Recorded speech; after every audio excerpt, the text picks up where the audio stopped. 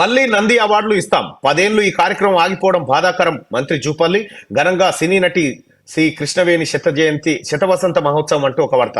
నంది అవార్డులను గతంలో ఉండే నంది అవార్డు వస్తే పెద్ద గ్రేటు అట్లుంటుండే. కానీ కేసీఆర్ వచ్చిన తర్వాత నంది అవార్డులు తీసేసిండు. ఆయన ఆయన ఇక ఏ అవార్డులు లేకుండా అయిపోయింది. ఆయనే పెద్ద అవార్డు లెక్క అయిపోయాడు. ఇక కేసీఆర్ ఈ ఒక అవార్డు అయితే తయారు చేయాలి. తెలంగాణ రాష్ట్ర ప్రభుత్వం తయారు చేసి ఏంటంటే నంది అవార్డుల ప్లేస్లో కేసీఆర్ అవార్డు అని తయారు చేసి జిల్లాకు ఒక ఎంపిక చేసి ఏతులు కొట్టేటోడు ఉంటే వానికి ఇచ్చి అబద్ధాలు చెప్పేటోనికి నంది అవార్డు లెక్క ఈ కేసీఆర్ అవార్డు ఒకటి ప్రకటిస్తే సరిపోతుంది. నంది అవార్డులు సినీ రంగాన్ని ప్రోత్సహించే విధంగా ఉండేటి.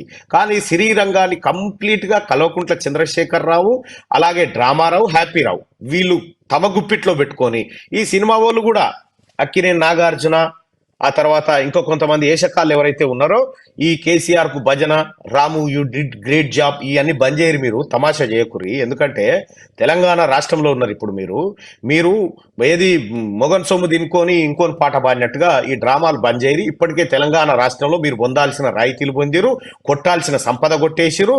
నీ ఎన్కన్వెన్షన్ అక్రమ కబ్జా ఏమైపోయింది ఇవన్నీ కూడా మనం మళ్ళీ త్వరలోనే చూసుకుంటాం. అక్కినేని నాగార్జున గారు మీకు ఖచ్చితంగా మీకు ఏది రిటర్న్ గిఫ్ట్ అయితే ఖచ్చితంగా తెలంగాణ ప్రజలు ఇవ్వాలని కోరుకుంటూ ఇస్తారని అనుకుంటున్నాం.